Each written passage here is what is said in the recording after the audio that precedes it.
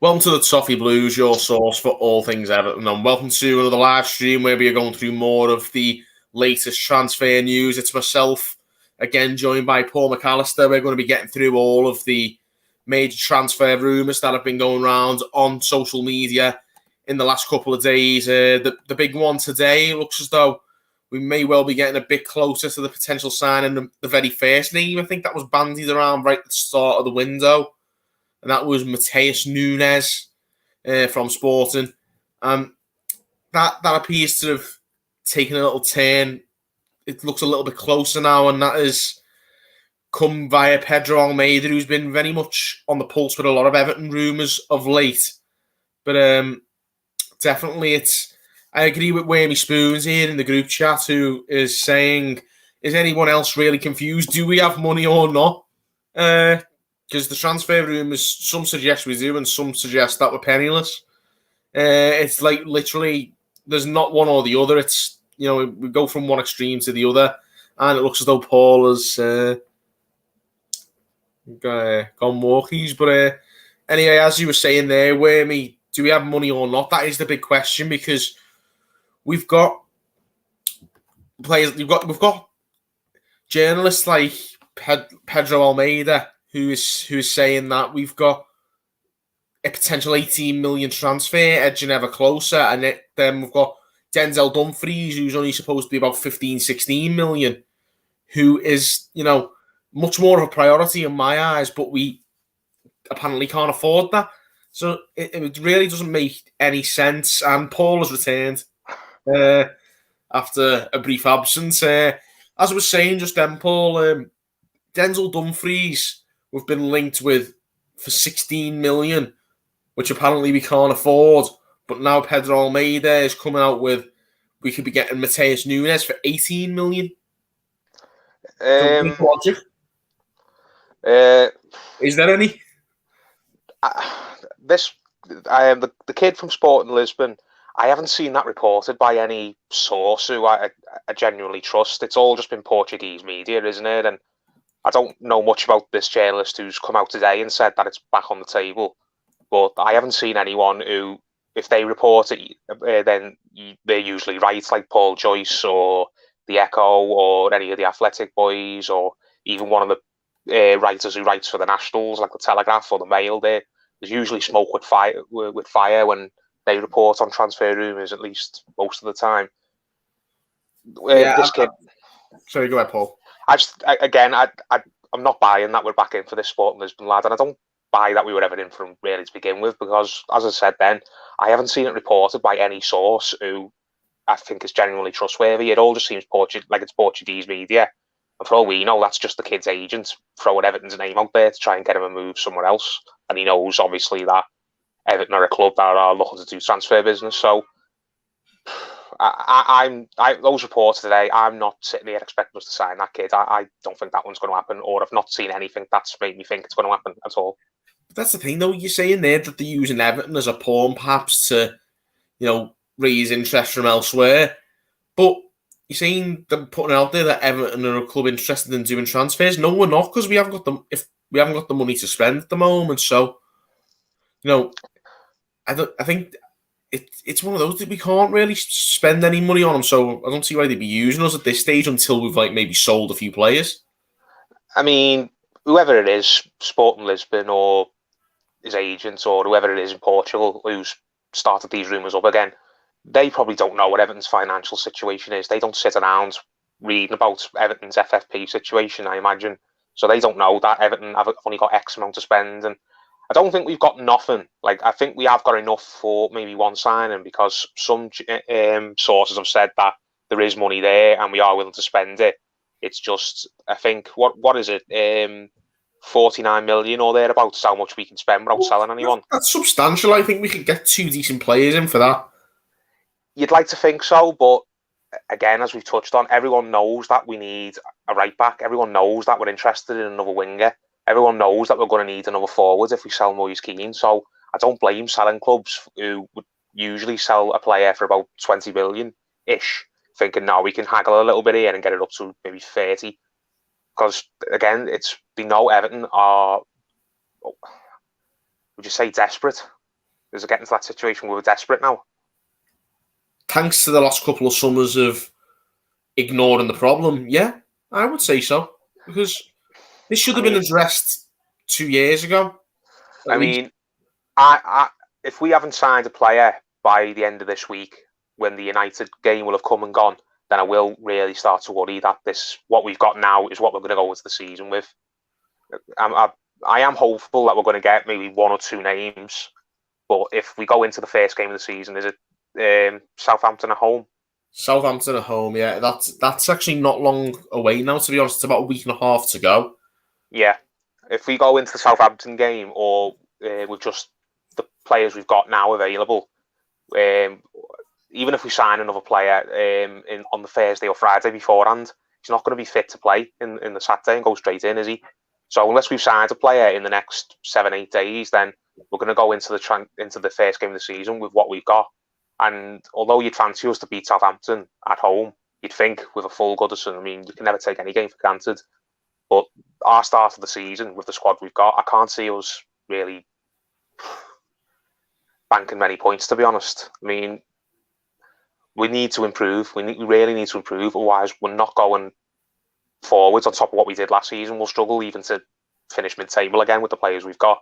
I hope I'm wrong with that. I hope a couple of players really raise the game and perform the way we know they can. But I'm very much of that belief as well, Paul. I think we need to strengthen, or else we'll certainly finish lower than we finished last season, without a doubt. I think the way other teams are strengthening, we could easily be in a relegation battle if we don't bring signings in. Even if it's only 1 or 2, it can make the difference. I wouldn't go that far. I don't think we'll be in a relegation battle.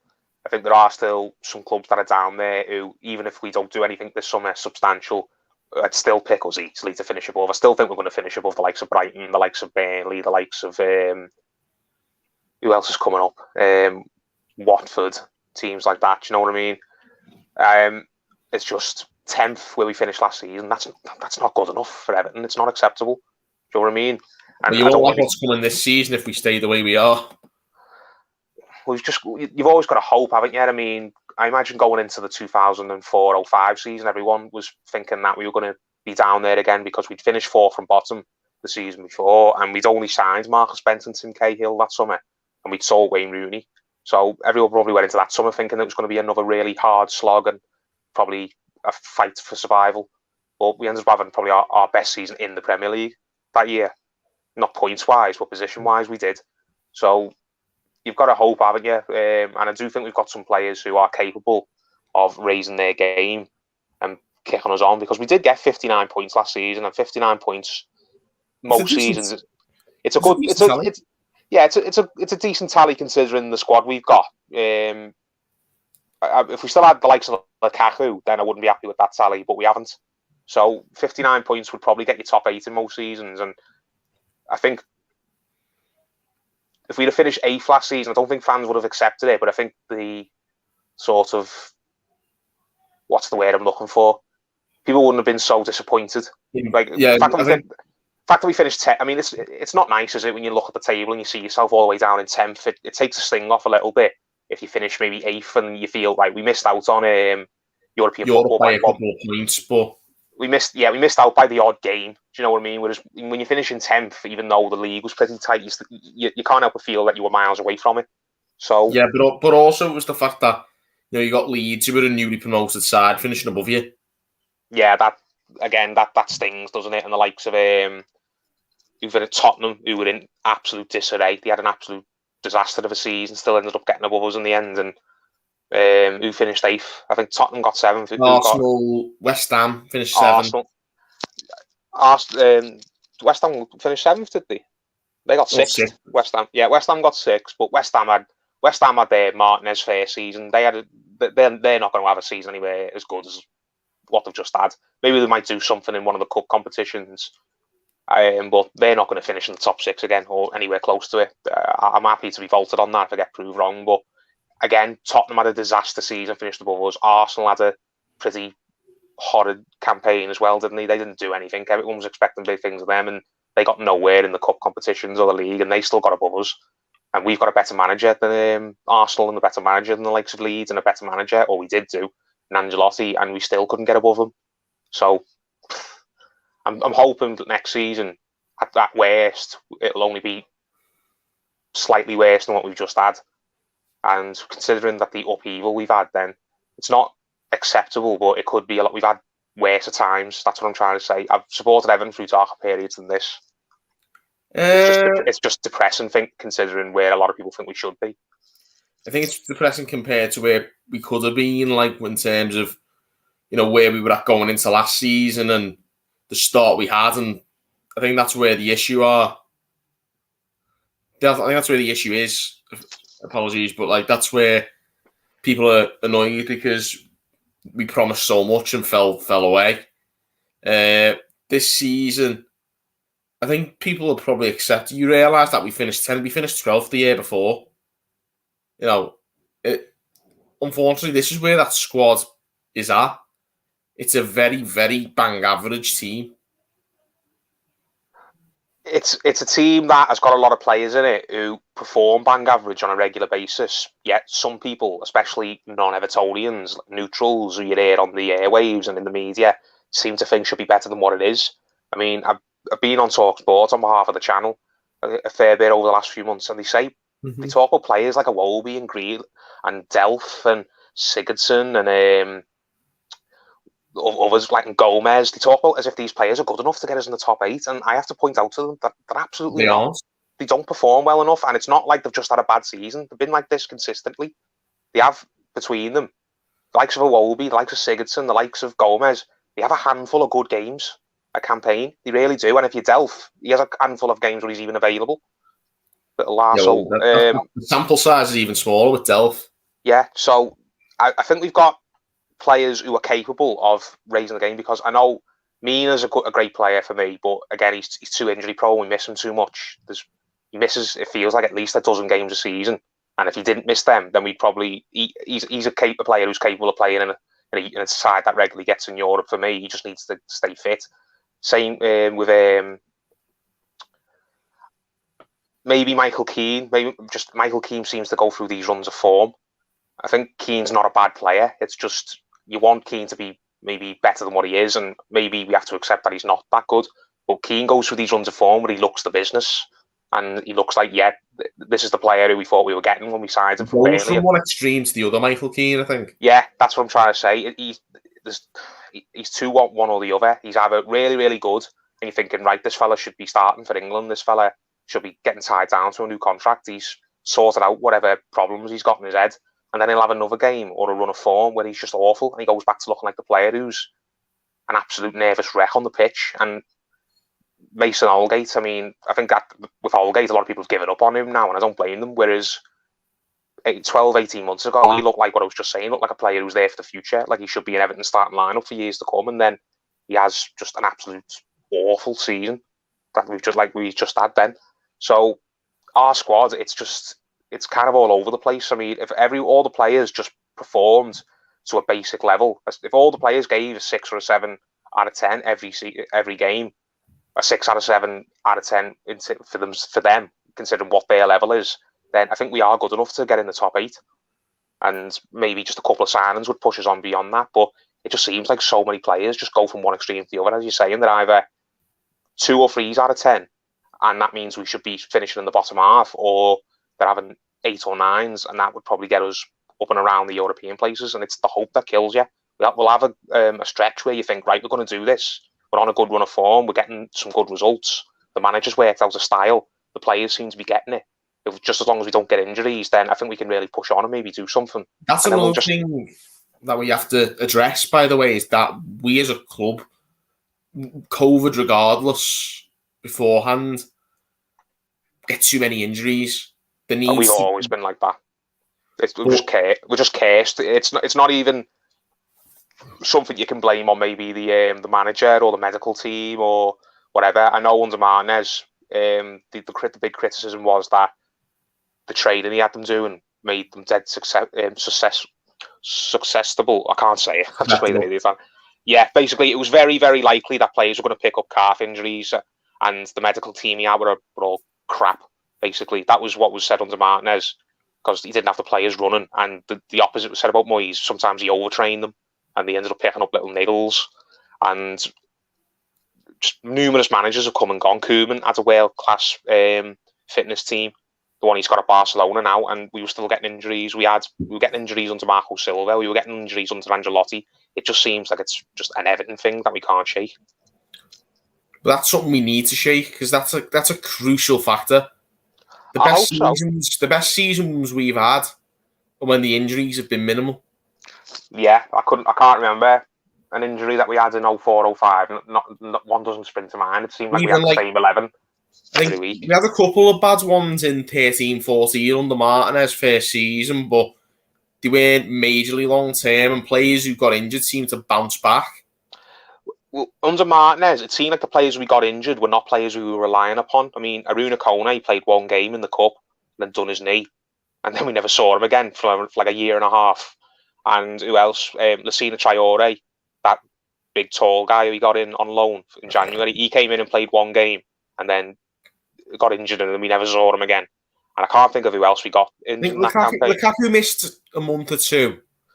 Yeah, I do remember that. Delafeu done his hammy and stuff like that. There was a few. Yeah, there was, but there wasn't any injuries that was just catastrophic to us. It's not like Lukaku was out for 3-4 months. We didn't lose Jagielka for a long period. We didn't lose Distan. Didn't lose Baines. We didn't lose. I think McCarthy picked up a niggle late on in the season, didn't he? And that's why he rested him against Crystal Palace, that game that we should have won and we ended up blowing. But it wasn't like Gareth Barry was getting breaking his leg or anything, was it? So, touching on what you're saying, when Everton do well, it's when we manage to keep everyone fit, and we've got a settled 11, isn't it? And I think more emphasis needs to be put on that. I think I've heard something about Rafa Benitez's sides always seem to have decent injury records. Maybe that's because he's got good coaches, or he's got just luck. Do you know what I mean? We know he's got luck considering what he achieved at Liverpool, but what are you trying to say? Basically, we should have a settled 11 where the players in the squad should know, right, you're going to be starting every game for the foreseeable, and you've got to do something pretty bad to come onto the team. It tends to be like that with David Moyes. He got criticised for it at times. People saying he's got favourites, so he just won't drop. And there's players who do well for him when he gives them an opportunity, and then he won't ever start them. He just keeps leaving them on the bench. But you're saying maybe we should try that approach where we take 11 players aside and say, right, you are the starting 11.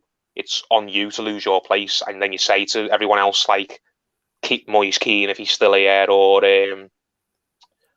whoever. You say, right, you're not part of my starting 11.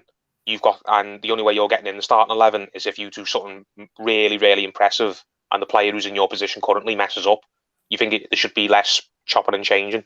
Because Koeman was like that, wasn't he? Koeman would swap around. You'd had one bad game when you were out the team, weren't you? And sometimes it creates a bit of I don't agree with either approach. I think there needs to be a happy medium with that. I think there needs to be an established 11, but it can be challenged on a regular basis. Of course it can be challenged, but it's how many chances do you give a player before you drop them? So that's always a trait of managers, and some managers are very, very loyal and patient. Some aren't, are they? I felt at times last season Ancelotti was far too loyal. Way too patient, yeah. Why he was shoehorning Sigurdsson into the team constantly, I don't know. He gave Iwobi far more chances than he deserved for me.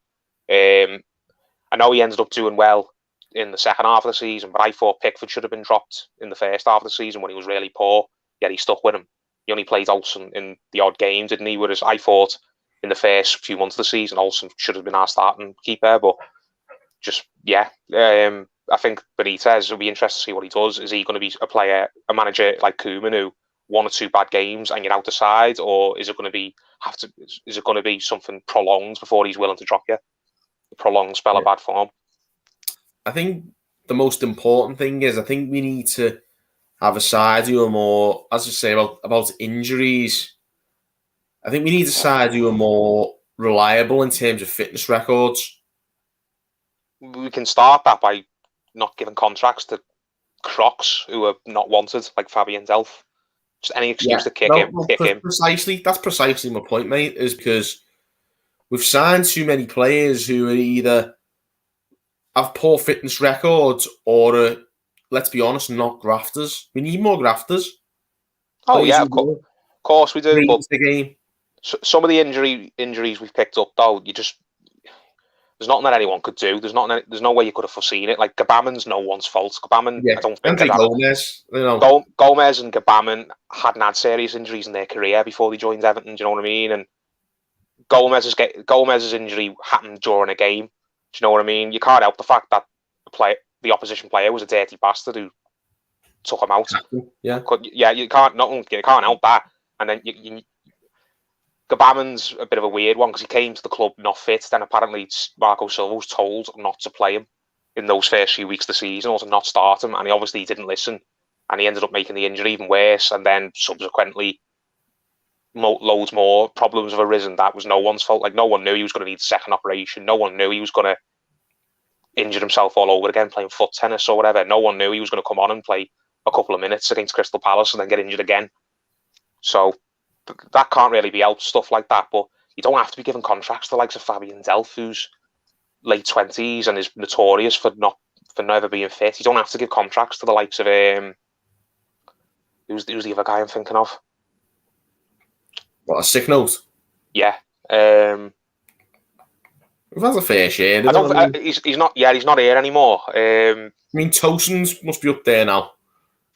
Yeah, but again, Towson's in that mould. We shouldn't have signed Towson to begin with. He's not good enough, and that was a Misheri sticking his oar in that. Another case of when Misheri thinks that he knows best for the club when he's seen Towson play in the Champions League. I think he went to watch Besiktas versus Monaco in the Champions League and was impressed by Towson because he scored a goal and basically went out and convinced Steve Walsh to sign him.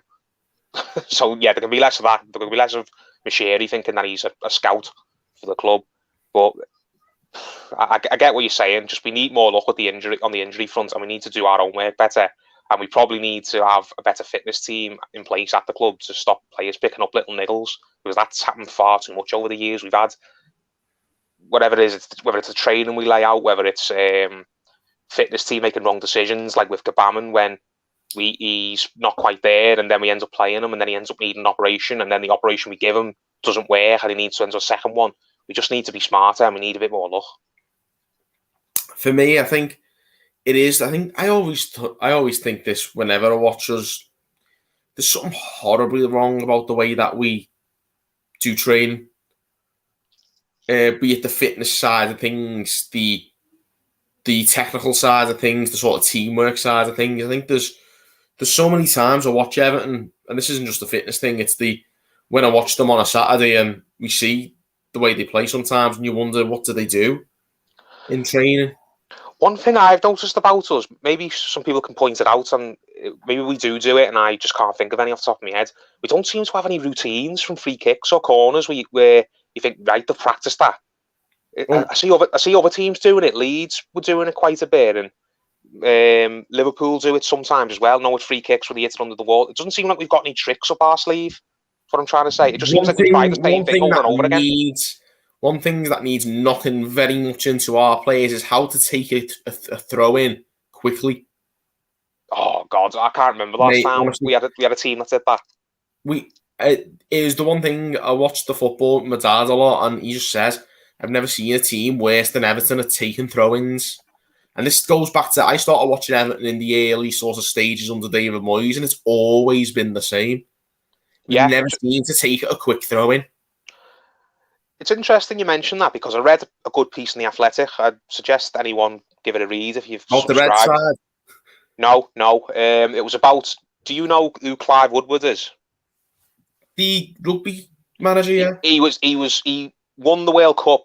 He was the manager of the England rugby team when we won the World Cup in 2003. Yeah. And then the year after, he joined Southampton as like a sort of technical director. But he was a very early version of a director of football. And it was like massive news all over the sport at the time. Like, this guy who's been to the pinnacle, he's won the Rugby World Cup as a manager, is actually coming into football now. He went to Southampton. And there's a good piece in The Athletic where he writes about it. And he says a lot of the things he suggested at the time, stuff that they did in rugby, they can't. Southampton, I think it was Harry Redknapp who was the manager at the time. They all kind of just turned the nose up at it and laughed at him and said, "No, we're not doing that, mate. That's stupid." One of his suggestions was we need to get a throwing coach, because they do that in the rugby. They throw it in and they lift the players up, don't they, so they can all take it down quick.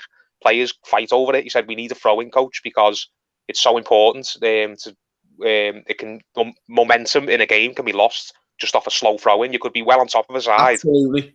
And you take a couple of seconds, you dawdle over a throw-in, and then the teams had time to get the breath and set themselves. And he went to Harry Redknapp and said, "I want to get a throw-in coach." And I don't know if it was Redknapp or someone else at the club basically said, "No, that's absolutely stupid. What are you doing? We're not doing. You can forget that." And he had other suggestions as well. Whereas he pointed out in the piece, said, "You look at Jurgen Klopp and Liverpool now. Yeah, Liverpool have specifically a throwing coach on the staff, so he was years ahead of his time." So if Everton haven't got that now, I don't know why we haven't. It's an absolute brilliant suggestion. I think it's imperative. Like you say, I think if we are actually putting a team to the swords, you don't want them to get a breather. And this is why I just wish we start taking throw-ins quicker. And I think that comes down to that maybe has something to do with the fitness problems. If the team isn't as fit as the opposition, maybe they want to, maybe our side want a breather when they go to take a throw-in. We've just got no savvy, have we? That's what I'm saying. We don't play like a team that's really street smart and has tricks up our sleeve and has thought about what we're going to do. Like, we've got a plan A, we've got a plan B, we've got a plan C. We don't take quick throw-ins. We don't seem to take short corners ever. We don't ever have free kick routines. I mean, when we're lining up a free kick, you know who's going to take it. It's going to be Sigurdsson or Digne. We don't like lay it off for someone to have a shot. We don't chip it in. We don't. It's a quick one ever. It just that's another one, mate. Another one. Another one on a PES 8. You've just pointed that out. We never shoot from distance. Never. It just seems like time, apart from Hammer, who shoots outside the area. None of them do. It just seems like we don't do anything off the cuff. There's some teams that do everything off the cuff and it works against them. They need to be drilled better. But we've got the opposite problem. It seems like at times we just get stuck in a rut and we just repeat this. There's got to find a healthy balance. You've got to have some players, especially your flair players, who can just sometimes get their head up and think, right, I'm just going to hit this, or I'm going to take a gamble. I'm going to play a long field pass, even though there's a good chance it's going to get cut out and we're going to get it on the counter. We just don't have any players who are willing to be a bit selfish on the ball or be a bit reckless. And I know there's got to be a fine balance. You don't want players like Pogba for United, who's just basically arsing around in the middle of the pitch and losing possession all the time because he's trying to show off. You don't want that. But you want players to basically, when they're on the ball, you want them to have more than one instruction in their head. It seems like our players, especially when they're going forward, they think, right, if I get into this area of the pitch, then I'm going to do this. I'm going to do this. I have to look for Calvert-Lewin, or I have to just pass it sideways out to a winger, or I have to turn around and pass it to my midfield partner next to me. It doesn't seem like any player gets there and thinks, right, what can I do now? You know what? I'm going to just do this because I've decided it on the fly.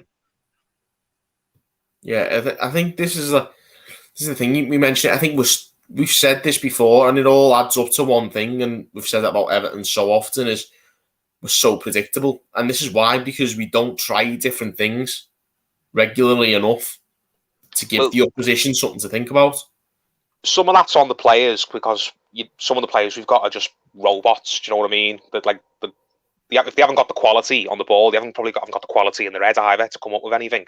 But some of them do, and then that's when you put it on the managers. I mean, Ancelotti famously has apparently just told the players, just play. That was his instructions. He didn't actually tell them to do anything. Marco Silva was apparently very, very tactical and specific in what he wanted players to do, but his communication skills weren't good enough. He was always mumbling in English or talking in Portuguese with his staff, and a lot of the players were kind of thinking, what is it he actually wants from me? Type thing. He's not good at getting his point across. And then you've got players like Koeman, who couldn't even be asked going out and taking trade, and he probably just sat in his office. Golf course. Either on the golf course or probably sat in his office looking at pictures of himself when he was from his playing days. And you've got players like you've got people like Martinez who probably did do all of that. It's just his ideas were absolutely stupid. Like, he was specifically telling players not to shoot from distance and to not look to win corners and to not look to win free set pieces. And Moyes probably had a bit of that, but again, Moyes is a manager with his flaws, isn't he? Moyes is not a front foot manager and never will be. So you'd have to hope that Benitez is going to be that perfect balance where he'll have some good ideas in his head and he'll be able to drill the players to do the things he wants them to do, and he'll make the players feel comfortable enough to feel like, right, if I get into this part of the pitch, I feel comfortable taking this gamble, playing this ball, having this shot, because I know the manager's not going to get on me afterwards. Exactly. But anyway, we'll get straight on to the transfer rooms, because we've gone off on one, like debating tactics, and that's one's for another day probably. But on that note, obviously the big name and the one that's caused a bit of uproar is, of course, James Rodriguez. Who else could it be? And the fact that it looks like he might be allowed to leave. And he's been on a Twitch stream lately saying that, he wants to play where he's wanted, and now he's been linked with, according to, I think it was the Mail, as well as an Italian paper, Gazzetta dello Sport, we're saying Porto and Atletico, I think. I've seen AC Milan mentioned as well. And another one as well, I think, Napoli. Those are the four names that were thrown around in that article. And that George Mendes is trying to facilitate it, as he's probably trying to facilitate the entire transfer market. But with that in mind, like, should James leave? Like, is it a good move for us to sell him? People are saying he's our highest earner, but then there's other people saying that he's on circa 90k, which is, still a lot of money, but still not our highest earner by any means. If he's our highest earner, then he's our highest earner because he's by far our best player. And no, he absolutely should not be leaving unless he demands it, which I don't think he is. It seems like it's the club pushing him, not him pushing the club. We've tried to be fair with Benitez, I think, at least on this channel. We've tried to see the positives and to not get hung up on his past and not kind of just look for reasons to jump on him. But if he forces Rodriguez out of this club, then for me, that's the first strike against him before we've even got to the season. I think, a lot of fans have forgiven all the links to the other side of the park and stuff, that letting that slide. I think we're doing quite well, to be honest, in terms of getting to grips with having him as the manager. But I think that really makes a rod for his own back in terms of the negativity towards him. Yeah, to sell a player, and a player who we've still yet to see live in front of a full house, by the way. If he forces out our best player when our best player's apparently making it clear that he's happy to stay as long as he's going to be trusted and he's going to be treated fairly, then, as you said, Benitez making a rod for his own back. I'm sorry, but there's no way you can justify to the fans, no matter what money the pair of them are on, you can justify to the fans getting rid of James Rodriguez and bringing in the likes of Andros Townsend just because you've worked at him at Newcastle and he was all right. Yeah, he was all right with you at Newcastle, mate, and then Newcastle went down that season, whereas James Rodriguez is a Champions League winner and a title winner, and is showed last season. I know his injury record isn't great, but we knew that when we got him. But we saw James Rodriguez in the games that he played that he is a match winner for Everton, and that he can make the difference. And he's one of the very few players we've got who does have the brains to kind of try things off the cuff. And he's one of the very few players we've got who can take a game by the scruff of the neck and really hurt the opposition. If Benitez is just getting rid of Rodriguez out of just pettiness, because it's a personal dispute that's gone on since the Madrid days, isn't it? Well, apparently, yeah, the Spanish media were all quite adamant, and at Real Madrid, their politics is always in the papers. If someone's not getting on with each other at Real Madrid, then it will always leak out. Apparently, Benitez and Rodriguez didn't get on with each other, but even if it's not that, even if they've let bygones be bygones, and he just doesn't, and Rodriguez is just not going to fit into his tactical plans, he can't find a space for him in the team in the way he wants to set up, then I'm sorry, Rodriguez is the type of player who you make space for. If we're going to make space for the likes of Gylfi Sigurdsson and make space for the likes of Gomez and be given new contracts to Seamus Coleman, then you find a place in the squad for James Rodriguez and you keep him happy. So, yeah, I'm 100% against getting rid of Rodriguez. If he goes and it's Benitez who's the instigator and getting him to leave, then for me, he's already got the first strike against his name. Honestly, I've tried to be fair to him and I've tried to sort of defend him against people who I know, even who are absolutely not for him and still don't like the fact that he's the Everton manager now. I have spoken to a couple of Evertonians on a regular basis who think, who's still saying, I can't believe he's our manager, I can't bear him. And I tried to talk them around, saying, come on, like, let the past go. He's here for the right reasons. He's going to try and do his best for us. But if he gets rid of James Rodriguez, then I'll turn around and say, yeah, I think he's just been an absolute idiot for doing that. I'm a bit more level-headed with regards to it. I don't want Rodriguez to go. He shouldn't go. He's, like you say, he's got that spark, that, like I say before, that unpredictability where the whole rest of our squad is arguably predictable. But I still think that if Benitez has his own tactics and a player doesn't fit in, then he should be sold. I don't agree with accommodating the player no matter how good he is. No. Well, that's fair enough. Everyone can have their own opinion. It's just, I think, if you take James Rodriguez out of our squad, there's no player who we're realistically going to get to replace him with, whether that's McNeil or someone else who's going to make our squad better. If Rodriguez goes out the door, then our squad is already weaker than it was last season, and we can't afford to make it any weaker. No, I definitely agree with that. I don't think, even if he wanted to sell James, I'd have waited till next season or his contract's up or whatever. Yeah, got another year out of him. Try another season. It seems like he's happy to stay around until then. Try it for one year, and if it doesn't work, if he fall out again or he's not getting the game time because the way Rafa sets up the team, there's no place for him, then just shake hands and bid him farewell, and he'll go on his way next summer when his deal expires. He's got the option for a fair deal, but we don't have to give him it. I mean, if we sell him now, are we going to sell him for a lot of money? I mean, there'll be there'll be a lot of teams interested in him, a lot of really good teams. They'll be happy to take his wages off us, but they're not probably going to give us much of a fee because of his injury record and his age. So if he leaves, I just other than getting his wages off the bill, then I don't really think we're going to get much out of it. It just, again, it will feel like just one for Benitez's ego. Really, but it's not just that though. It's also, if it is, like, as a lot of people might say, for the purpose of FFP, of course, James Rodriguez is going to have more suitors than, say, an Andre Gomez, but those kind of players would still garner interest at a low fee. Like, if you're going to sell a player for a low fee, make it one of the less, like, the less crucial players, an Andre Gomez, for instance, or, these are the type of players that we should be looking to sell, even at a cut price, if you're going to try and recoup some money for FFP. Even if that's the idea behind it, we're absolutely desperate to get the FFP down. If you sell James Rodriguez and we replace him with another creative player like a Dwight McNeil, I'm happy for it. We'll go on to him in a minute. I like Dwight McNeil. I'd be happy if we got him. But he's not better than James Rodriguez now. He's not. If we swap James Rodriguez for Dwight McNeil or someone else, our team is going to be, at the end of the day, our squad is going to be weaker. It is. A matter of fact, he's too important for that. I'd rather just go. If the choice was, we go with what we've got now, the squad as it currently is, we just go into the season with this, or we get rid of Rodriguez and we buy a Dwight McNeil, then I'd rather just keep the team as it is.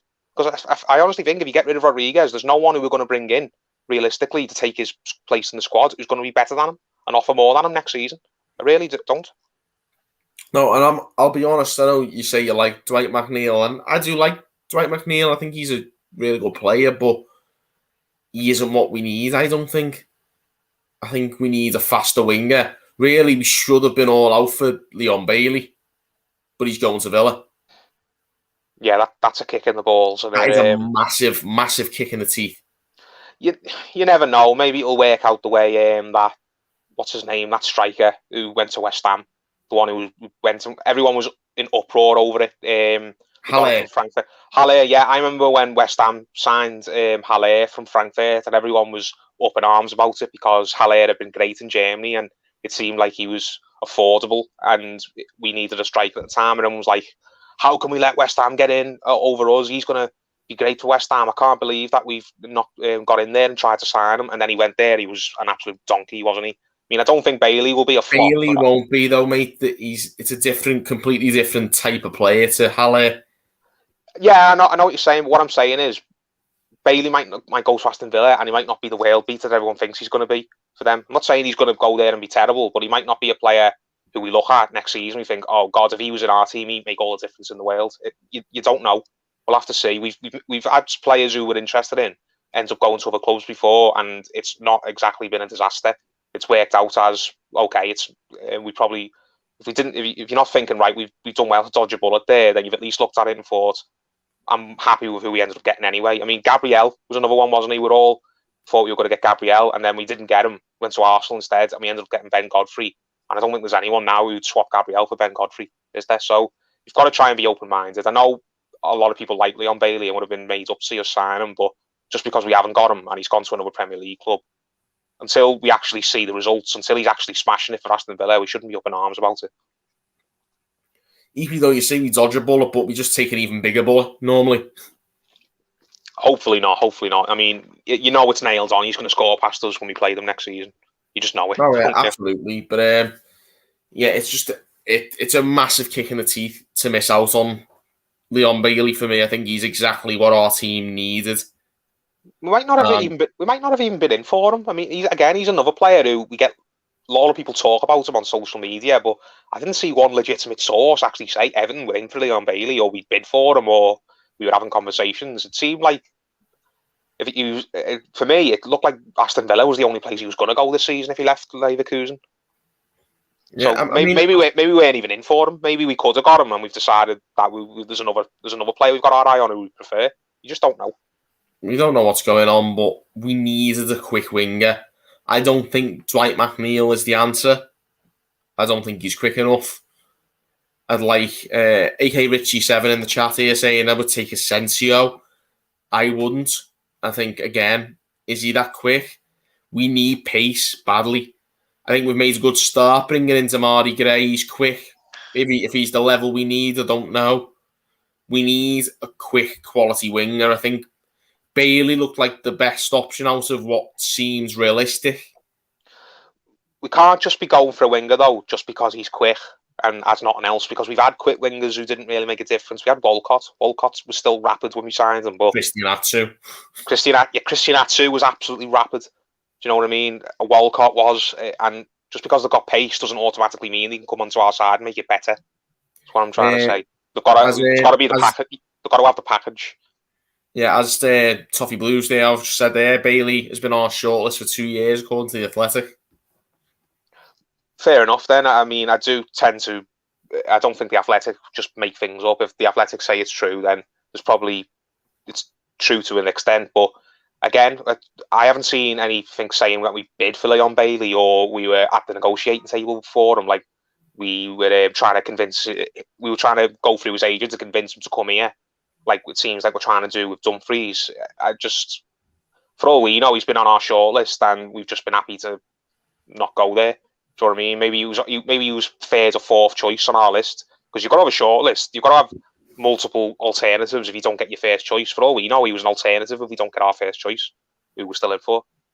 Other one, and another name that I'm pleased to see someone bring up here is Chukwueze from Villarreal. I don't know much about him. How old is he? What did he do last season? He's a bit younger and more raw than Bailey, but very quick, tricky. I think there's still a lot of development to do there, but he was very impressive when I've seen him play for Villarreal in the Europa League last season. Would he go straight into our start 11 though if we signed him? Yeah, I think he's better than what we've got. He's better than Townsend, I'd say, and there's no one else who's really cut out for the right wing. He's certainly better than Iwobi, even at a young age. Yeah, if he's just won the Europa League with Villarreal, I was going to say, unless he's guaranteed to be a start, then I don't even think he'd come here. But yeah, fair enough. I don't know much about him, but there's other names I've seen us linked with as well. I still want to see us get a right back though. If we could only sign one player between now and the end of the transfer window. It's not even necessarily Dumfries. It's got to be a right back. We can't go into the season with Seamus Coleman still our first choice right back. If we do, then as far as I'm concerned, we're on for nothing next season.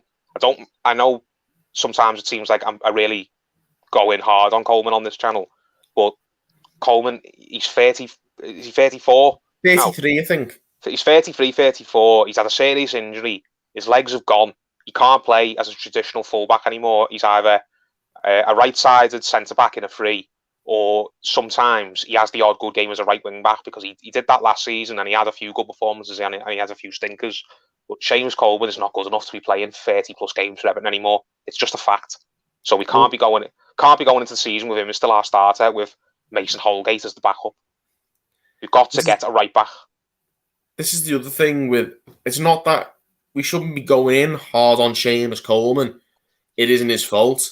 No, it's not. But we should be angry at Marcel Brands and the recruitment side of things for not bringing in a long-term replacement when we've had now 3 or 4 seasons. You know, really, it should have been done under Steve Walsh that first summer when Lukaku left, when Coleman has a broken leg. Yeah. And the long-term planning should have started there. But, you know, since then, we've had 3 more summer transfer windows, and we haven't addressed the problem.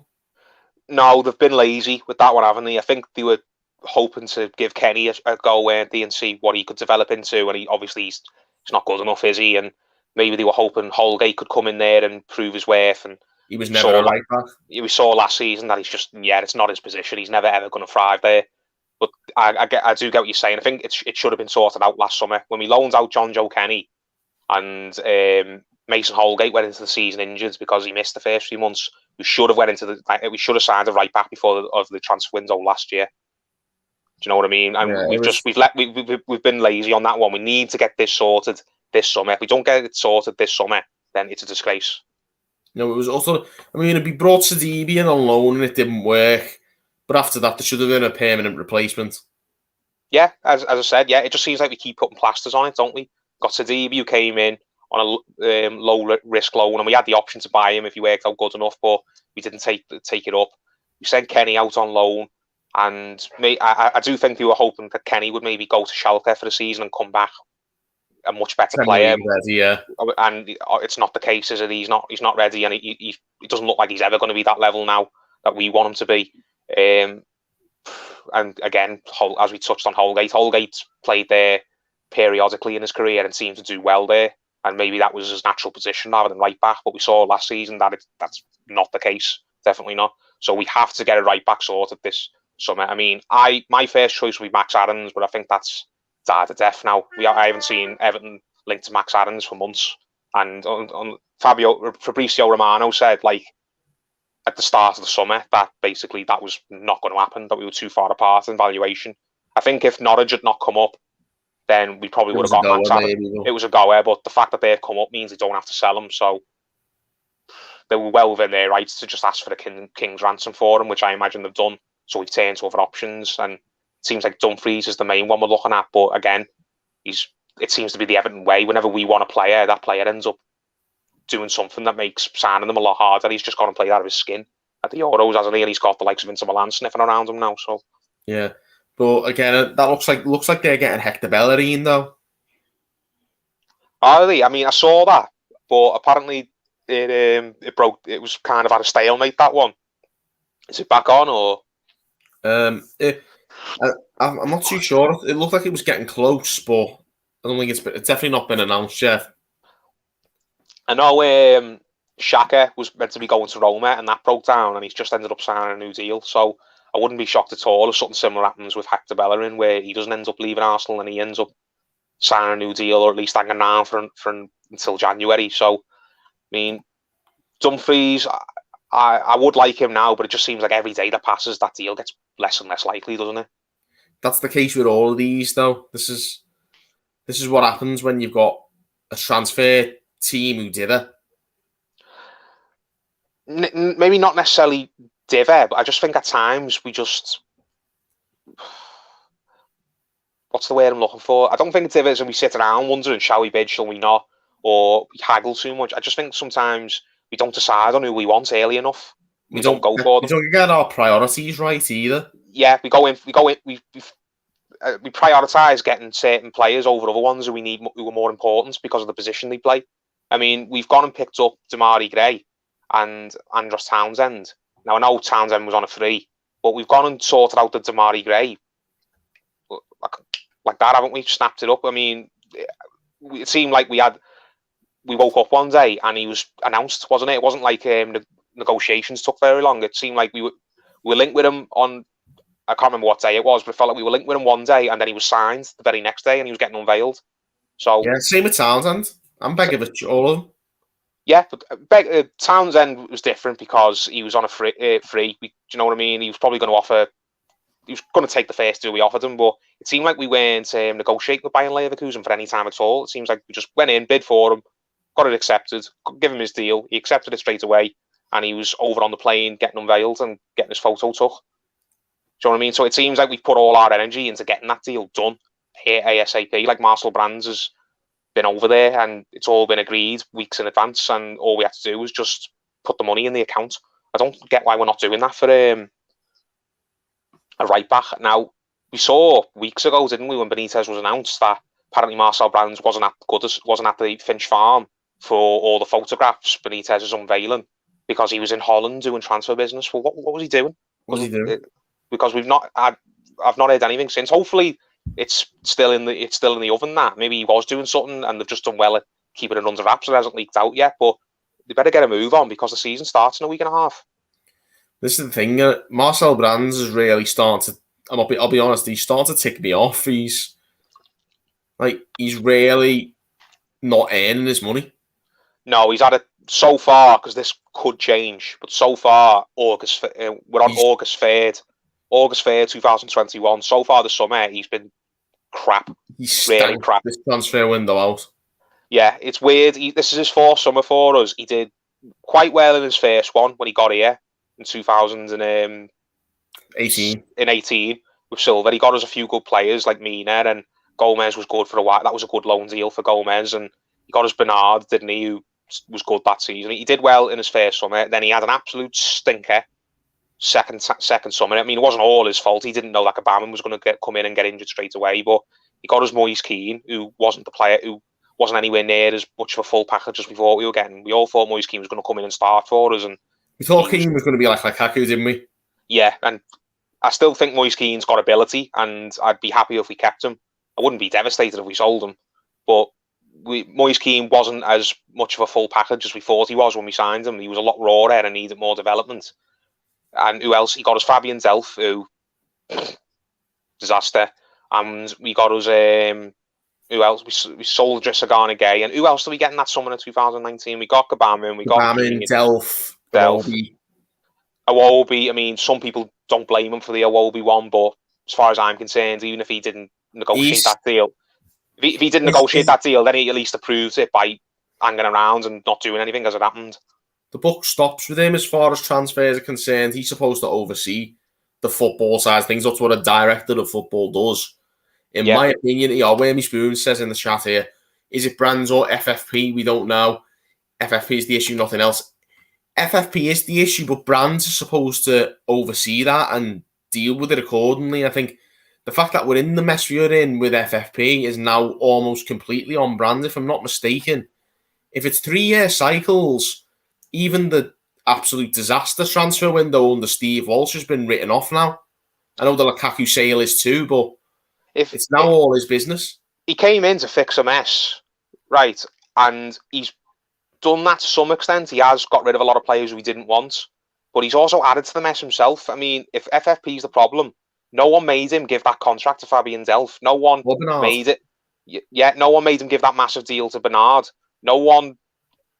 Again, people don't want to blame him for the Iwobi one, but if he's guilt free of the Iwobi deal, then he should have fought to make sure that deal doesn't happen. And if he's completely overruled, then he should pick his coat up and go because he's getting his job done for him. Or better still, he's supposed to be an elite negotiator, and at times he has proven that. But if he is 30 million for Iwobi, I think he's a good negotiator personally, because all the players, I don't think we've overspent on a player since they've got here. Maybe Gomez, but again, everyone was absolutely Iwobi. Yeah, Iwobi, but I'm giving him the benefit of the doubt in the sense that that was more Mashiri. That was something that Mashiri done on his own. I don't know that, but that's the rumour that goes around, and I'm giving Brands the benefit of the doubt on that one. And even Andre Gomez, you'd say we overspent on Gomez now, but everyone was absolutely desperate for Andre Gomez. If we hadn't signed him on a permanent after that season on loan, everyone would have been up in arms. But there's a lot of players who we have signed who've done well. I mean, I wouldn't say we overspent for Mina. I wouldn't say we overspent for Dean. I wouldn't say we overspent for... Definitely not for Dean. No, who else am I thinking of? Not even Richarlison. That was expensive, but not that expensive when you see what his return's been. He's been generally one of the better players. He has, yeah. If we sell Richarlison, then we should still be looking to make a good profit on top of it. So I think he's a good negotiator, Marcel Brands. But one thing about him is, you touched on earlier on, I do think he can be guilty of dithering a little bit. He can maybe be trying to... he seems to try and play the deadlines, sometimes. He does, yeah. And I get you doing that every once in a while, or maybe just for one particular player who you're convinced you can get. You've just got to hold your nerve. But you can't be doing it for multiple players like he did in that year. When he got here, he played the deadline for Andre Gomez and Mina that year. We had people in Barcelona, didn't we, doing the deal and running backwards and forwards in the town centre to get the paperwork filed before deadline. So Marcel Brands, I think when we got him, and after that first season, which was good under him, a lot of people thought, yeah, we've got a proper top quality director of football here. This is a director of football who could walk into any elite super club and do a job for them. And I think he's proven over the last couple of years that he's good, but he's not. There are quite a few director of footballs who are better than him. He's not on the level of Monchi. He's not on the level of Michael Edwards at Liverpool. He's not on the level of I think this fella that Tottenham have just got in is meant to be a good one. He's meant to be good, yeah. So is it Paratici? Yeah, I mean, I always judge directors of football on the summer transfer window. I give them a mark out of 10. I think Brands' first summer was a 7 or an 8. I think his second summer was a 2. I think his last season was probably his best one because he got rid of a lot of garbage like Sandro and Balassi and who else? I think Ashley Williams' contract expired, didn't it? And a couple of others did go, yeah. Yeah, a couple of others, and we got in some good players last summer, like Rodriguez, like Ben Godfrey, like Decore. We finally got that one over the line. So I gave him 7 out of 10 for 2018, 2 out of 10 for 2019, 9 out of 10 for 2020. But so far this summer, I'd give him probably a 1 or a 2 again. It could change. There's still time, but time's running short. So out of 40 so far, let me do my math quick. I've given like a 19 or a 20 out of 40, which is what, a 5 out of 10. Yeah, and so 5 out of 10 average. 5 out of 10 is not good enough. And to be honest, mate, we look at the Everton squad. It probably reflects where the squad's at. It's a bang average, middle of the road team, after a bang average, middle of the road set of transfer windows. If we get to the end of this season, the end of this summer rather, and he's had 4 transfer windows and we're still not any better. We've had a change in personnel, but overall, we're not any better than we were 4 years ago when he walked in. Because we finished 8th under Allardyce, didn't we? But we should have been in the bottom half considering the form we were in. That we showed. Silva took us to 8th the year after. Yeah, well, 8th's not good enough, is it? Do you know what I mean? Not at all, but I'm saying it's better than 10th and 12th. Yeah, but what I'm saying is, if at the end of this transfer window we go into this season with what we've got, or if we sell Rodriguez and bring someone in who's not as good as Rodriguez, if we ultimately go into the season with a squad that's not as strong as we want it to be, then what real progress have we made compared to where we were when he first walked in with Marco Silva? We were a bang average side under Allardyce and Steve Walsh. We look like we're a bang average side still. So for this fabled director of football who's meant to come in and oversee everything, and it's not even like a lot of other things at the club are going great and we just have to be patient. It's not like the academy's been completely turned around and in 2 or 3 years there'll be some players in the youth teams who are going to come through and then they're going to be flying. Like happens, you just think, right, he sorted out the academy. We had, when he walked in, there was players who were maybe 13 or 14 who got a break because of Marcel Brands, and just give it a couple more years when they're 19, 20 and they'll be called up and will be absolutely great, flying like it was at Chelsea. Because Chelsea's generation that have come through in the last year or two, like Mason Mount and Tammy Abraham and Reece James, everyone knew about them 3 or 4 years ago when Conte was there. Everyone thought, right, just give it a couple of years. That's why they were okay and why they got Lampard in, because they thought Lampard will do well with these youth players. They think, right, even if we don't achieve what we want to achieve this season, when they're finishing 5th with Conte and things like that, it's not the end of the world, because in a year or two, we're going to have all these players who are going to come through into the first team and we're going to be flying then. It's not even like that's the situation here at Everton. We were thinking, right, we just got to be patient, and then in a couple of years, we'll have a team that's going to be really capable of doing something because they're all coming through the academy. There's no one on the academy now, apart from maybe Onyango, when he gets fit again, who you'd think, right, let's take him out and put him in the first team. There's nobody. Youth team still is the under 23s is still in the same spot it was a couple of years ago, where we're probably winning under 23 leagues, but it doesn't matter. There's no player in that under 23 team where you look at and think he's got to make the step up now. He's just kicking his heels in the Premier League. He's going to cut it, yeah. The youth academy is not in any better state than it was when Marcel Brands took over, so it's not even like he's whipped that into shape. It makes you wonder that what he actually does. I think this, SR says, a lot of our message out to Moshiri choosing the manager and trying to sign the Hollywood player. Agreed, but Marcel Brands is paid to do a job. If he's not allowed to do it, what's the point of that role being in existence? Marcel Brands doesn't have to sit there and get basically overruled on everything, does he? If he's happy to take the money, isn't he? Do you know what I mean? And that's what I think at least me myself is starting to think about. And more fans who did support him are starting to look at him now and think, are you just here to take the check? Do you know what I mean? I'd like to think he isn't. I would, but the evidence to suggest otherwise is getting less and less, isn't it? Yeah, it is.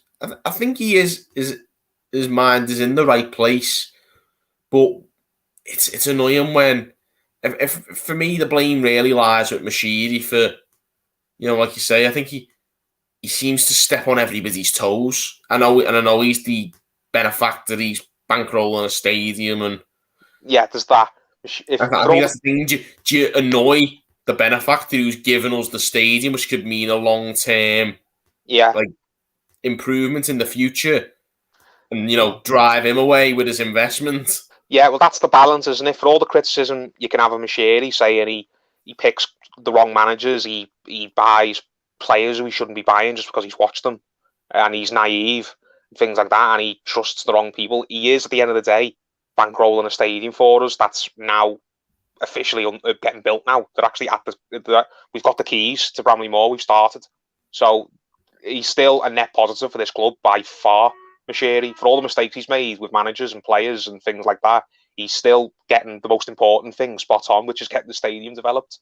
And that's what I mean. There's not like it's not like with Marcel Brands where you think, right, he's getting this wrong, but at least he's doing this right. Do you know what I mean? All right, he's differing in the first team transfers, and he's given contracts to a couple of players who he shouldn't be giving contracts to, but he's really got the academy sorted out, and in a couple of years, we're going to see the fruits of that. He hasn't got that. Moshiri has got the...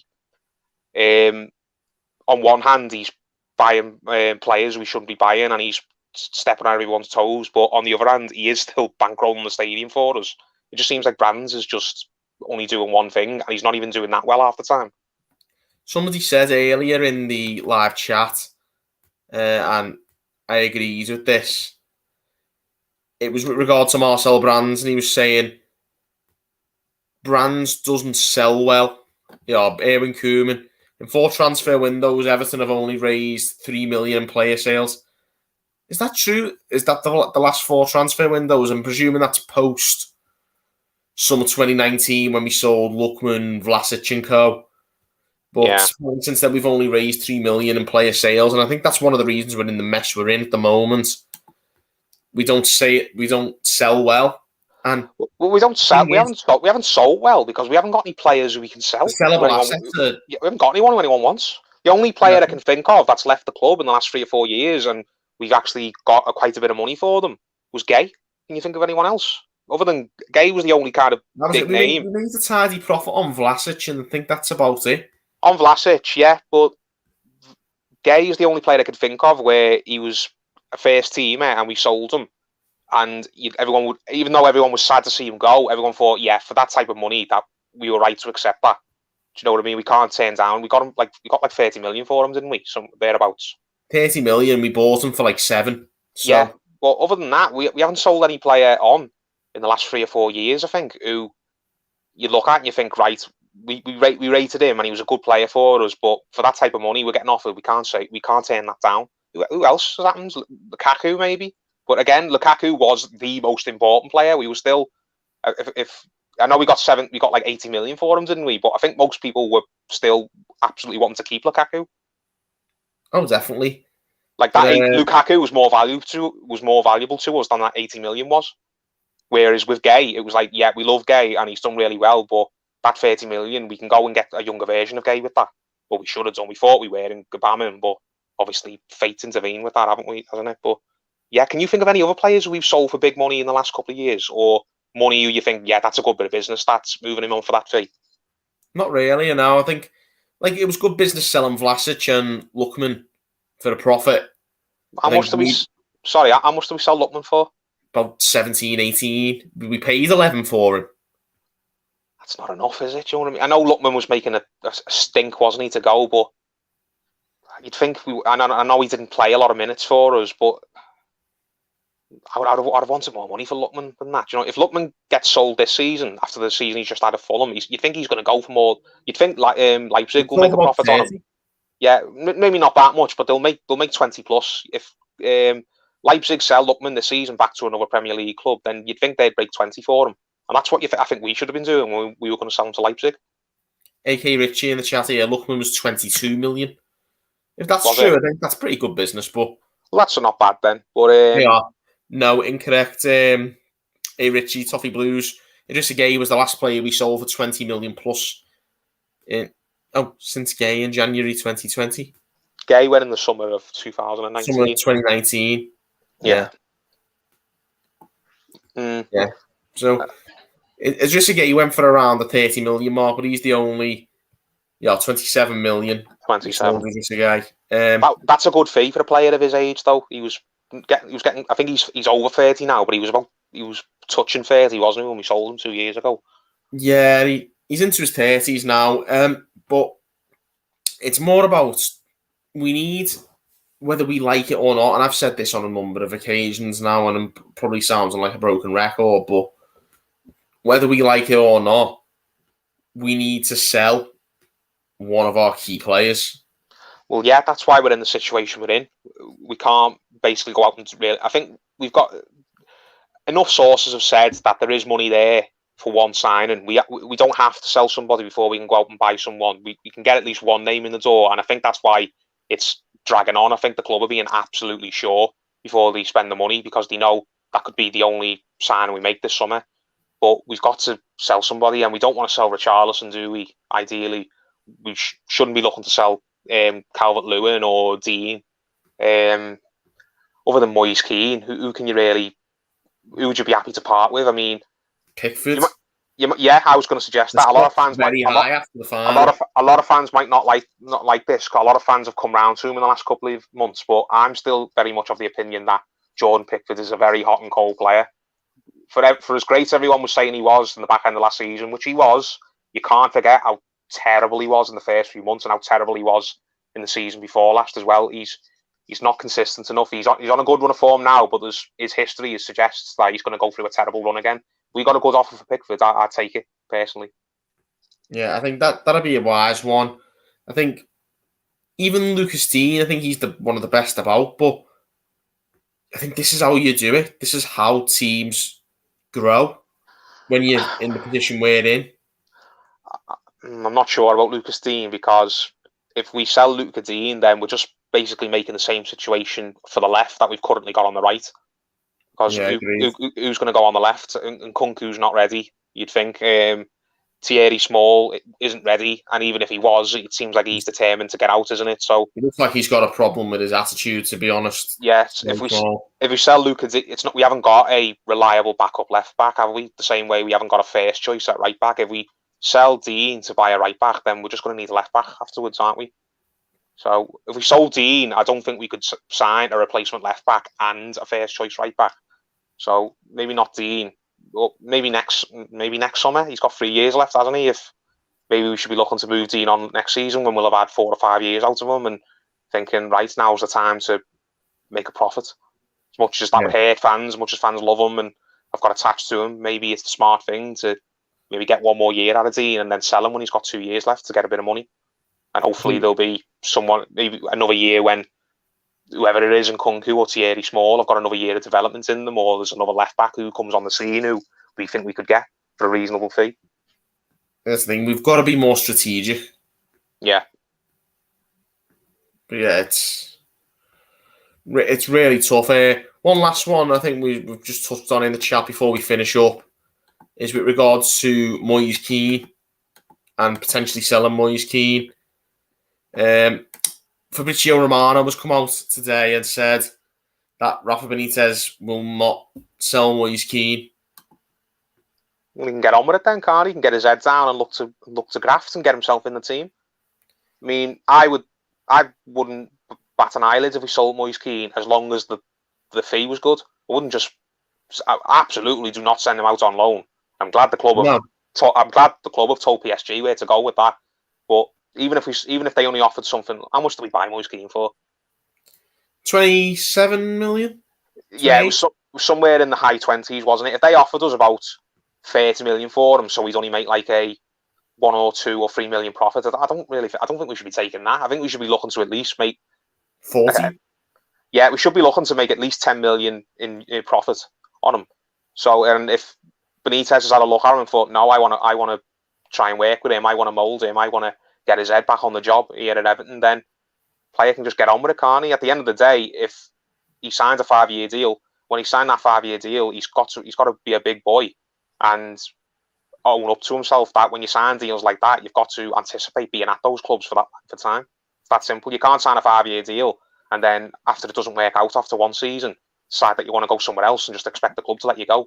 It doesn't work. Life doesn't work like that, mate. If you signed a 5-year deal and you've got 3 years left, then you should with that in mind as well.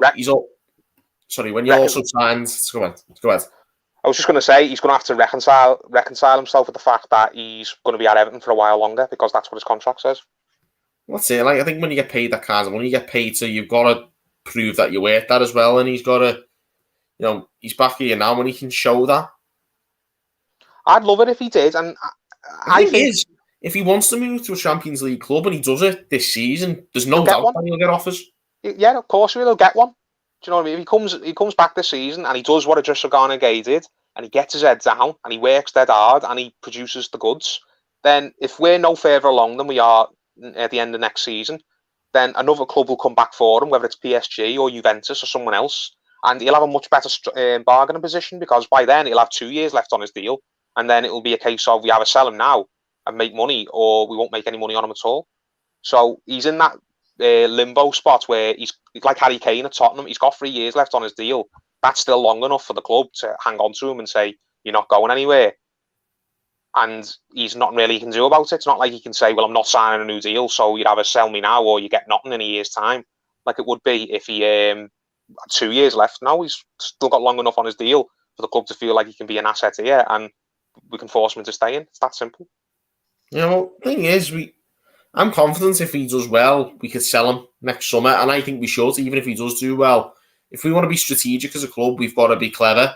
Yeah. We've got to sell and we've got to buy clever. And, I think we've touched on it so much in this show, but more autonomy needs to be given to Marcel Brands, even if he has fallen short. He needs to oversee everything and do it well. There can't be no grey area with him, isn't it? We've got to give him all the power.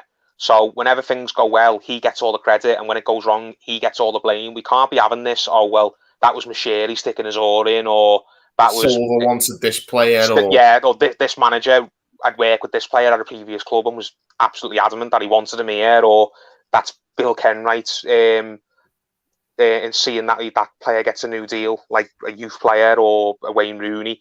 Can't be any of that. The director of football has to be the man who signs off on everything, so the buck stops with him. It should be, in reality, if you want a proper DOF system, you need to have the director of football sets the standard, he sets the style of play. I can't think... The manager, as long as the manager who's brought in matches director of football style, you're onto something then. But I feel like there's not been any of that sort of synchronicity with Everton ever. I can't think of any other club over the last decade or decade plus when directors of football really started to come in who have had that approach that we seem to have, where the director of football has some power, but he gets overruled by the owner or by the manager, and it seems like there's a lot of chefs in the kitchen. I mean, do you remember when Abramovich was absolutely insistent that Chelsea got Shevchenko and he signed him and then he just lumped him on Mourinho? Chelsea did nothing that season, and when Abramovich seemed to step back and go, right, I'm not going to stick my oar in anymore. I am just going to leave it to whether it's Bruce Buck or whatever. I'm just going to let the people who I hire to make the signings, and all I'll do is write the checks. Chelsea have done really well. Do you know what I mean? And the same at Liverpool. Do you know, when they had that transfer committee under Brendan Rodgers, where it was about, wasn't it like Damien Comolli and Christian Perslow and someone else? All right, yeah. Yeah, when they were arsing around doing stuff like that, that was when they were signing all mad players. Yeah, they were signing Markovic and Stuart Downing and Andy Carroll before that, and they had some hits, they had some misses. At every club, I can think, there's no example I can think of where there's more than one person at the club who is in charge of the transfers where it does well. It seems like every club that is well known for being good business-wise and being really shrewd, they only have one person doing it. Maybe it's one person who maybe gets a bit of input of someone else. There's a guy and someone helping the guy. But when it seems like there's 3 or 4 people who can all override each other, or there's one person who can kind of just go off and do whatever he wants on his own, and the other people can just hear about it later, like it seems to be at Everton, right? Machiri's going to sign Iwobi, and Marcel Brands can hear about it when Iwobi's like on the plane here, and it doesn't matter whether he likes it or not. That approach is just, it's never ever going to work. I can't think of any other club where that has worked for someone else. That's the thing. We need to have a proper system in place, and it never seems to be the case. There needs to be a full-on hierarchy, and that's not there. That's not evident at all. No. I think that's what needs to happen. Is there needs to be a proper transfer hierarchy put in place. Brands should be fronting that, and to be honest, the manager should be in sync with what Brands wants. Yeah, well, it's the debate, isn't it? Well, if the director of football wants a manager, the director of football wants a player, but the manager isn't really keen on him, should the player get signed? Should the manager just be completely overridden? Type thing. Who's really running the team? Is it the manager or is it the director of football? The problem with that is it should never be a debate in the first place, because you should be having a manager and the sporting director pushing in the same direction. I mean, ideally, yes, but there's always going to be the odd example. No, the things will differ and they'll disagree on things. But there should be at least a sort of style of play, a sort of, strategy moving forward, maybe for transfers or, the type of profile of players. There should be that sort of common ground between the manager and the sporting director. It's whether you want a manager in that mould or whether you want a head coach where the head coach just comes in and he just sorts the tactics out. He just works with the players on the training ground and he picks the team at the weekend and he doesn't really do much other than that. That's what Tuchel is at Chelsea. He even admits that and he's happy to be that. He says, I don't get a say in what players we sign, what players we sell. I just get told about it as a courtesy before it happens. I just turn up to work and I work with the players who are there. And seems like Jurgen Klopp's mostly like that at Liverpool, isn't it? I mean, I can't think of a player who Liverpool have signed the last few years who Jurgen Klopp was absolutely adamant they had to get. Do you know what I mean? It just seemed like those players who the club had identified and they brought them in, and then Jurgen Klopp was happy to work with them. And something similar at we were thinking of Manchester City. I mean, I imagine Pep Guardiola's definitely got a say in the players he wants, but it doesn't seem like they go out and sign a player just because Guardiola's identified them. It's got to be a player who Manchester City are happy to believe is the real deal. I mean, I know money's not an object for them. They can just go out and buy a player on a whim if Pep asks for them, because it doesn't matter how much they spend, they can just get him. But it seems like Manchester City, they think very carefully what they're going to do. I mean, they'd identified that Rodri the central midfield player. Apparently, they identified him at least 18 months before they bought him. He was playing at Atletico Madrid. So it seems like there's still a transfer strategy in place there. They identify players, they scout them for a while, and then when they're absolutely sure about them, they'll go and get it. Whereas it just doesn't seem like that's the case at Everton at all. It just seems like Mashiri watches the odd game of football, thinks, oh yeah, he's done well. He'd be good in our Everton team, I bet. It's just very Football Manager-esque, isn't it? Well, in some cases, I think there was elements of Football Manager back in the past where when you managed the likes of Chelsea, the owner is override you and buy a player for you.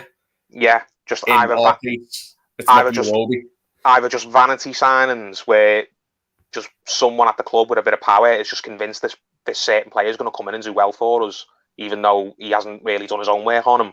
Or there's signings who, in the case of Fabian Delph, because he comes across well in a 20-second clip on a telly programme, we think he's going to come in and do well. Because I'm convinced that's all we signed Delph for. I am. We've seen him on that Amazon documentary, All or Nothing, whatever it was, Manchester City, where he was in the changing room, basically whipping all the players up and raising his voice. And we thought, oh yeah, he's got leadership ability. We could use a bit of that in our team. Let's go get him. We can't have seriously watched him for Manchester City. Yeah, honestly, and that's depressing. But we can't seriously have looked at Fabian Delph's career in the 3 or 4 years before he arrived at Everton, thinking that he was a really great player and he could come into our team and add something that we didn't currently have in terms of on the field ability. Surely we just looked at him on that City documentary and thought, yeah, he's a bit of a shouter and he looks like he's got no problem kind of setting the standards and holding people to task, and we need a bit of that in our team. Honestly, I'm convinced that's why we've signed him. It really is, but that's the main issue. I think we just need to start to get our act together in terms of identifying what we need in the team and go on and get it. It's really like, I know it sounds a lot, it's probably easier said than done, but even then it can't be as hard as we're making it look. No, it can't, but again, it's just going back to are you a fan of Marcel Brands or are you not? And if you're not, why are you not? And if you are, what do you give him credit for and what do you think he doesn't deserve blame for? But to wrap it up, the season hasn't started yet. There's still a bit of time. We've got a week and a half. I'm hopeful we'll have some sort of business done before the end of this week, or at the very latest, very early next week. Enough time for us to get the player in and get them training and get them ready for the first game of the season to be available. But if we go into the first game with what we've currently got, then even though I'd still be confident of winning that Southampton game, I wouldn't be confident of us really kicking on and doing anything this season, honestly, really. And that's really depressing. So we've just got to cling to hope, haven't we? It's the hope that kills you that the club have got. Some kind of plan. We've got some kind of plan. We've got something up our sleeve. We've got buns in the oven. We've got deals that are so very nearly ready to be announced. And we've done really well at keeping them under wraps. And we're about to hear about them. You've just got to hope, haven't you? Hopefully by the time we do a next stream, there'll be something to be more positive about. Yeah, certainly is. But we need to hope that it ends up on a positive note. You know, even after the opening game of the season, we've still got a few weeks, but it'd be nice just for us to get some business done before, get a bit of buzz in the stadium when that first game kicks off and, get people feeling a bit more positive than we certainly are feeling now. Yeah, that's important. I mean, there will be an atmosphere, especially if we're allowed to have a full house, which it looks like we're going to, that's fantastic news. There's going to be an atmosphere the first few games, but when that kind of settles down, when everyone gets used to being in the stadium again and the season's underway and it will feel like we've never been away from Goodison, then, yeah, as you said, if this is just all we've got, then you can see the atmosphere get really flat very quick, can't you? Unless we go on a really good run to start with, can't rule it out. Unless we make a really good start, we win a few games and we get some good results, then the atmosphere will stay decent. But if we just start kind of indifferently, where we win a game, then we draw a game, then we lose a game, then we draw a game, then we lose again, do you know what I mean? You can just see the atmosphere dying off really, really, really fast. And if the atmosphere dies off, then considering the manager we've got in the stadium, it won't take anything for us to turn it not just flat, go toxic and go really against Benitez. And as I've touched on earlier on, if he gets rid of Rodriguez, then he'll be bringing part of it on himself. I hope that doesn't happen, but if we don't do any business between now and the end of the season, or the end of the transfer window rather, then I can't blame the fans for kind of getting on his back quite quick. Yeah, I'd agree with that. But I mean, I personally call for a bit more patience with the strategy Rodriguez or no Rodriguez. But it's about what he wants to bring in and making sure we get that. And that's what we need to see now in the weeks to come, particularly before this week and a half now until the season is crucial. I think even one player could change the mood a lot. Just get somebody in the door. Because, I mean, it reminds me a lot of that January transfer window we had when we signed Jelavic and we got Pinar back on loan as well. Going into the final week of that transfer window, the season, the first few months have been really dire. I mean, poor and depressing, and we'd had the protests against Kenwright, and it just seemed like there was a real atmosphere around the club that was just really unhealthy. Like, everyone was kind of really down. I mean, the team wasn't as bad as it had been in the years past. We weren't in any relegation battles or anything, but it just felt like everyone was lethargic and everyone couldn't be bothered, and no one really wanted to go to the game and cheer us on. Like, we weren't fighting for anything, and everyone was just thinking, what's the point? Like, we're not even fighting to stay in the league here. There's no reason to go to the game and be in an emotional state of mind. And then we got Jelavic and we got Pino back on loan, and the season completely turned around and everyone was up for it again. And the final few months were really, really enjoyable. We had that cup run, didn't we? And we and we had some good results. I think we got the draw against United, but yeah, that second half of the 2011-2012 season, I think it was. That was the polar opposite of the first few months. It was a season of two halves. The first half was terrible and depressing. The second half, all because we signed two players, it made the world of difference. And that could be the case here. All we've got to do is get one or two names in the door, and everyone could go into the season really, really optimistic again. And we just got to hope that that's the case. And we'll be back with more transfer shows, of course, as hopefully something develops in the week or so to come before that season kicks off a week on Saturday. But until then, guys, thank you for tuning in on the Toffee Blues. Over 100 viewers today. That was excellent. Thank you guys for tuning in and getting involved. A brilliant show and a very lengthy discussion as well. Me and Paul have got through a lot there, and thank you for sticking with us for that. Not been the most positive, I can't imagine, but with Everton fans, why do we do this to ourselves? Thank you guys for tuning in. Give us a like and subscribe for more content, more of these streams. Yeah, until next time, guys, thank you for tuning in, and we'll see you later.